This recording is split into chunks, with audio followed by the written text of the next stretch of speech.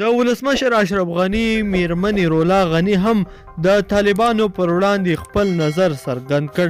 دا چې د ولسمشر میرمنې رولا غني کوم نظر وړاندې کړی دا څه یې ویلي دي او څه کول غواړي ویډیو راسره تر پایه پورې وګورئ. درنو مینوالو السلام علیکم. رولا غني وایي ښایي طالبان د افغان امریکایي پوهنتون ښوونکي خوشینه کړي. د هیواد لومړۍ میرمنې رولا غني وایي ممکن طالبان د افغان امریکایي پوهنتون دوه استادان خوشینه کړي. رولا غني چې تېره ورځ واشنګټن کې د امریکا د سولې انسټیټیوټ کې وینا کوله وویل د انس حقاني خوشي کول د سولې پروسه یوې کلیدي برخه وه، خو تاسو ولیدل چې د سولې لومړي پړاو مذاکرات ناکام شول. د هغې په وینا ممکن کومې خوا خپله ژمنه نه وي پوره کړې ځکه خو وضعیت دغه شان دی. په ډېرې خواشنۍ سره باید څرګنده کړم چې ممکن طالبان دوه امریکایي پروفیسران له بنده آزاد نه کړي.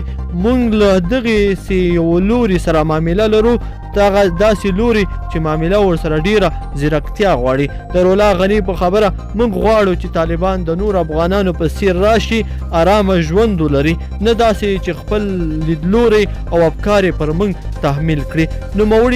نوموړي زیاته کړه چې دوی له طالبانو سره ځکه د مذاکراتو پلوي دي او لومړیتوب ورته ورکوي چې دا ډله د افغان ټولنې یوه برخه شي، خو هېڅکله به اجازه ورنه کړي د طالبانو حکومت بیا راوګرځي. د افغانستان لومړۍ میرمنه رولا غني وایي د سولې مذاکراتو په برخه کې د افغانستان اساسي قانون او جمهوري نظام نه بدلون سره سره کرښه ده. میرمن غني وایي له ټولو هغو لاسته راوړنو دفاع کوي چې افغان میرمنو په تیرو 18 کلونو کې لاسته راوړي دي. نوموړي زیاته کړه چې د افغانستان د جمهوري ریاست د ټاکنو لومړنیو پایلو د اعلان ځنډېدل په یوې سیاسي ستونزې بدل شوی او د پایلو اعلان ته په تمه ده.